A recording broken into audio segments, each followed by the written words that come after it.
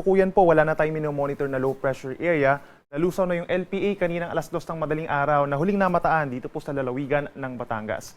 However, for today, mataas pa rin ang tsansa ng mga pag-ulan sa malaking bahagi ng Luzon dahil pa rin yan sa umiiral na easterlies o yung mainit na hangin galing sa Pacific Ocean at ito rin na magdadala ng mainit na panahon dito sa malaking bahagi ng Palawan and Visayas.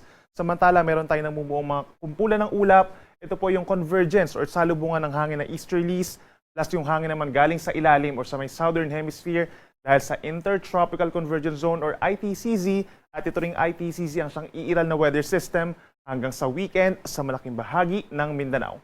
Base naman sa ating analysis, wala pa rin tayo nakikitang bagyo or mabubuong panibagong low pressure area hanggang sa weekend sa ating bansa. Ngayong araw po sa Luzon, malaking bahagi pa rin ito magkakaroon ng makulimlim na panahon dahil pa rin sa easterlies. Meron tayong mga light to moderate rains sa Central Luzon, Calabarzon, Metro Manila, bago dito rin po sa may Oriental Mindoro and Marinduque at sa bandang Hilaga dito sa may Isabela, Quirino, Nueva Vizcaya, Kalinga, Mountain Province, Ifugao, Benguet, hanggang dito sa may Pangasinan, mataas po ang tsansa ng mga pag-ulan for today. Kaya mag-ingat sa banta ng baha at landslides at magdala po ng payong, lalo na sa ating mga estudyante.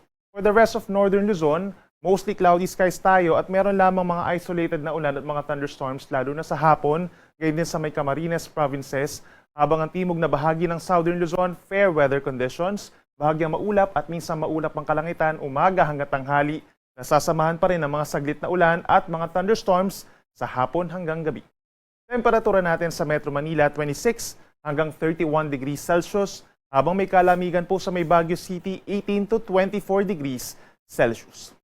Sa ating mga kababayan po sa Palawan and Visayas, maaraw sa maraming pagkakataon umaga hanggang sa early afternoon dahil yan sa easterlies. May mga lugar po na magkakaroon ng mga isolated na ulan dito sa may central and southern portions of Palawan, as well as Panay and Negros Islands. Usually nagtatagal lamang yan ng 1 hanggang 2 oras.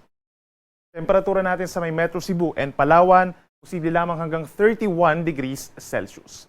Habang dito sa may Mindanao, magiging maulan as early as this morning in some areas of Caraga Region, Davao Region, pababa ng Socsagen, and Bangsamoro Region. Ito po ay dahil sa ITCZ. At pinakauulanin po for the rest of the day ang Surigao del Sur, ngayon din ang Davao Oriental, Davao Occidental, pababa ng Sarangani, Sultan Kudarat, and Tawi-Tawi. Kaya mag-ingat din po sa banta ng baha at pagguho ng lupa. Dito naman sa natitirang bahagi ng Mindanao, partly cloudy to cloudy skies tayo, lalo na sa Zamboanga Peninsula and Northern Mindanao. Umaga po yan, then pagsapit ng tanghali hanggang sa gabi, mostly cloudy skies na at may tsansa pa rin po ng mga pag-ulan na usually nagtatagal po ng 2 hanggang 3 oras. Temperatura naman natin sa may Zamboanga City, pinakamainit po hanggang 34 degrees Celsius, habang sa may Metro Davao hanggang 32 degrees Celsius.